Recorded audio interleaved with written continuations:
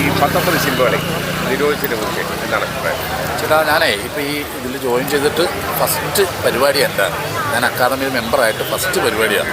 ഈ പറഞ്ഞ പോലെ തന്നെ നമ്മളിപ്പോൾ ഈ പടങ്ങൾ നിരോധിച്ചപ്പോഴത്തേക്ക് കാണാൻ വന്ന ഓഡിയൻസിൻ്റെ ഒരു അവസ്ഥയുണ്ടല്ല, അത് തന്നെയാണ് എൻ്റെ ഒരു അവസ്ഥ. കാരണം ഇതിന് മുമ്പോട്ടുള്ള കാര്യങ്ങൾ എങ്ങനെയാവും പോസിറ്റീവായിട്ട് തന്നെ ചിന്തിക്കണം, എത്രയും പെട്ടെന്ന് നല്ല തീരുമാനങ്ങൾ വരട്ടെ എന്നാണ് എൻ്റെ ഒരു ആഗ്രഹം. അപ്പോൾ ഈ തുടക്കക്കാരനെന്നുള്ള നിലയിൽ നമ്മൾ ആധികാരികമായിട്ട് പറയണമെങ്കിൽ കറക്റ്റായിട്ട് കാര്യങ്ങൾ അറിയണം. അറിയാതെ നമ്മളൊന്നും പറയരുത്. എന്നാൽ അറിഞ്ഞിട്ടുണ്ടെങ്കിൽ അത് തുറന്നു പറയാൻ വേണം. അപ്പോൾ ഞാനൊരു ആ അവസ്ഥയിൽ നിൽക്കുകൊണ്ടാണ് അതിന് മറുപടി പറയാത്തത്. ഇങ്ങനെ പറഞ്ഞു പോകുന്നത് ഇപ്പോഴത്തെ വിവാദമാണ് അവൾക്കൊപ്പം അതിജീവിത വിഷയം. എന്താണ് അഭിപ്രായം? അല്ല, എപ്പോഴും അങ്ങനെ തന്നെയാണല്ലോ. നമ്മളെല്ലാവരും അവൾക്കൊപ്പം തന്നെയാണ്.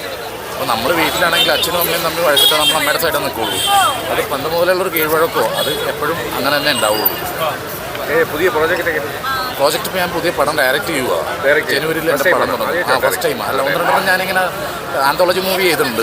ഇപ്പോൾ ഒരു ആന്തോളജി മൂവിയും കൂടെയാണ് ചെയ്യാൻ പോണത്. അത് 4 പടങ്ങൾ ചേർന്നൊരു പടം, ഗംഗ, യമുന, സിന്ധു, സരസ്വതി എന്നാണ്. അതും ഈ പറഞ്ഞ പോലെ തന്നെ സ്ത്രീ ഓറിയൻറ്റഡ് ആയിട്ടുള്ള സ്ത്രീ കഥാപാത്രങ്ങൾ, ശക്തമായിട്ടുള്ള കഥാപാത്രങ്ങൾ വെച്ചിട്ടുള്ള പടം അവൾക്കൊപ്പം തന്നെ ഒരുപാട് ചെയ്യും. തൊപ്പി എടുത്ത പ്രശ്നം കാക്കോത്ത് സ്പെക്സ് എടുക്കുക. അല്ല, തൊപ്പി എടുത്തിട്ട് വെച്ചാലും ഇതുണ്ടല്ലേ, അപ്പോഴേ നിങ്ങൾ ക്ലിക്കാവും. അല്ല, ഓക്കെ, എല്ലാം കൊണ്ടും ഓക്കെ.